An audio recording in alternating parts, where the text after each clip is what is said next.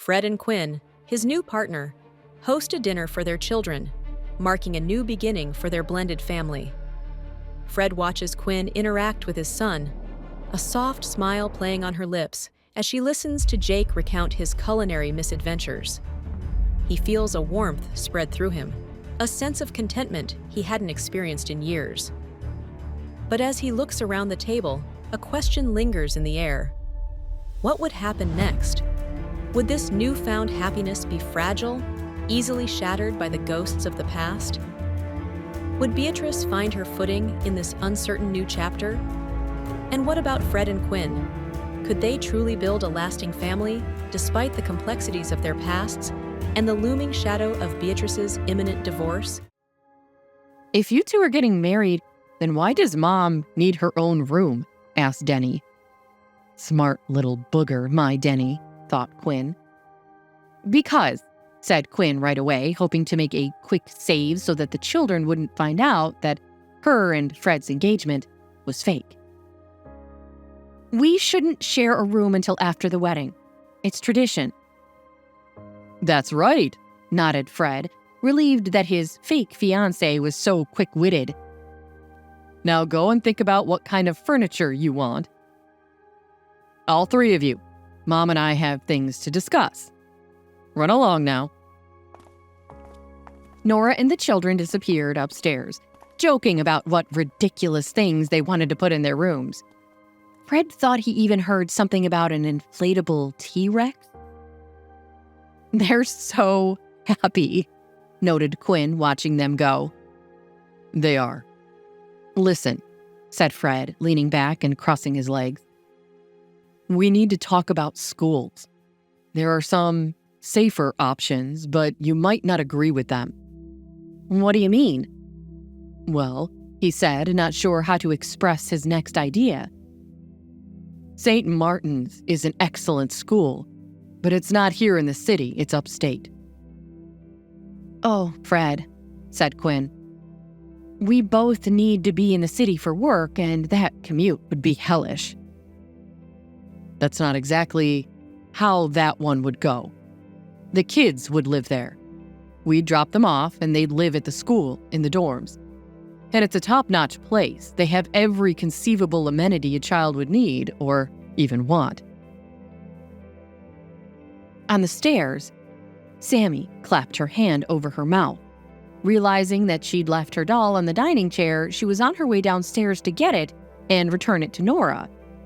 But now, her parents were talking about whether to send the children away.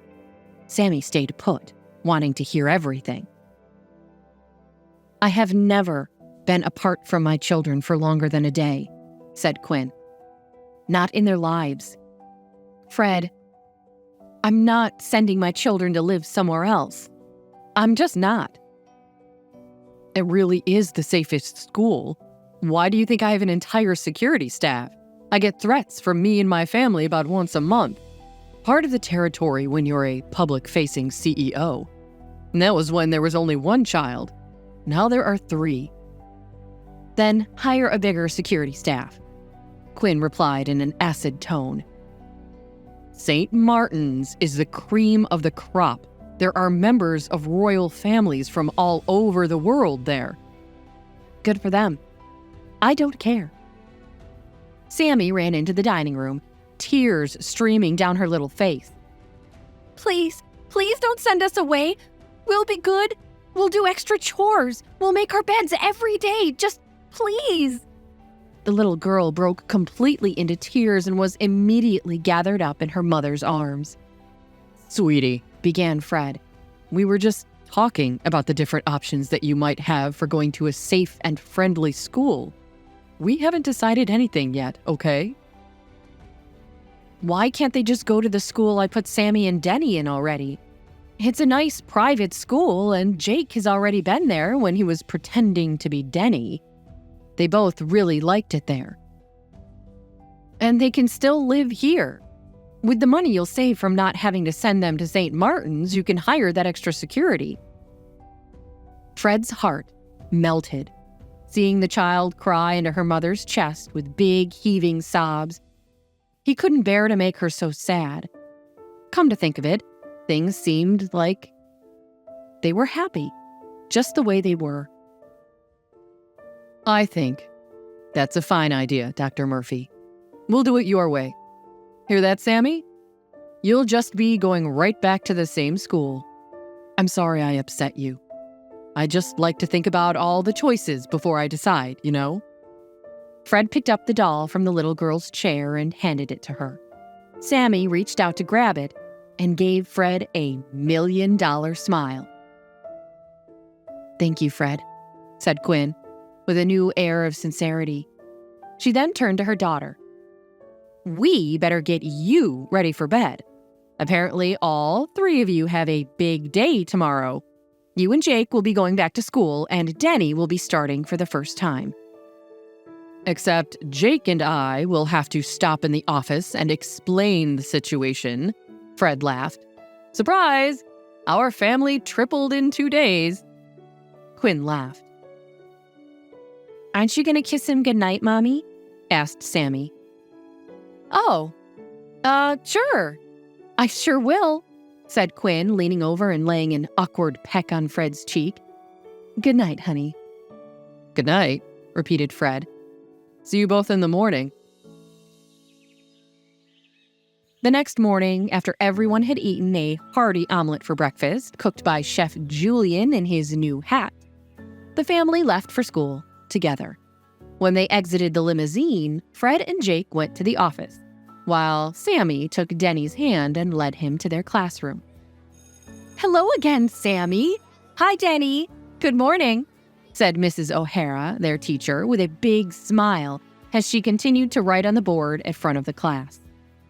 She's really pretty, whispered Denny to his sister as he sat down at the desk next to Sammy's. A stocky boy with a crew cut approached with a sneer. Ah, will you look at that, said the kid. This guy has to hold hands with his sister to even find his seat. He's stupid. His name's not Denny, it's Dummy. Some of the children laughed while one boy tugged on his sleeve and said, Justin, quit it. Sammy's face turned a bright red as she turned to the big kid, whose name seemed to be Justin.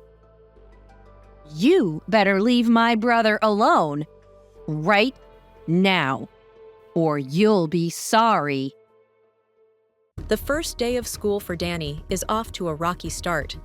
While his parents navigate the complexities of his new life, Danny faces his first schoolyard bully.